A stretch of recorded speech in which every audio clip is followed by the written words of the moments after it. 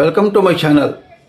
ఈరోజు వీడియోలో 10th class public ఎగ్జామ్స్లో మ్యాథమెటిక్స్లో ఎక్స్పెక్టెడ్ ప్రాబ్లమ్స్ ఏ ప్రాబ్లమ్స్ వచ్చే అవకాశం ఉంది అనేది తెలుసుకుందాం.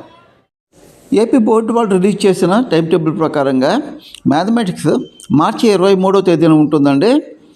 అలాగే స్టూడెంట్స్లో ఉత్తీర్ణత శాతం పెంచడం కోసం క్వశ్చన్ పేపర్స్లో 40% మార్క్స్ ఈజీగా ఉంటాయండి.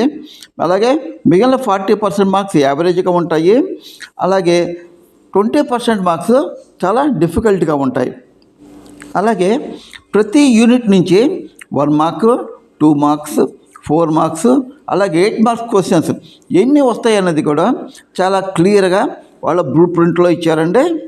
ఈరోజు వీడియోలో మనం first unit real numbers, second unit polynomials నుంచి ఏ క్వశ్చన్స్ ఒకే అవకాశం ఉంది, అలాగే మంచి మార్కులు సాధించాలంటే ఎలా ప్రిపేర్ కావాలి అనేది ఈరోజు వీడియోలో తెలుసుకుందాం.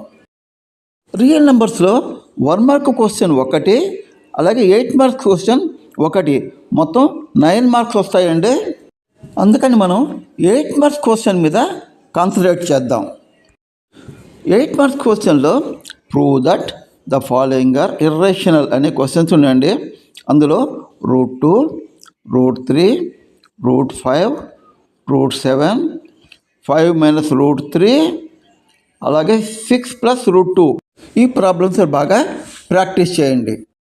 పాలినామియల్స్లో 1 mark questions 2, 2 marks questions 1, 4 marks questions 1, మొత్తం 8 మార్క్స్ వస్తాయండి. ఇందులో మనం 4 మార్క్స్ క్వశ్చన్ మీద కాన్సన్ట్రేట్ చేద్దాం.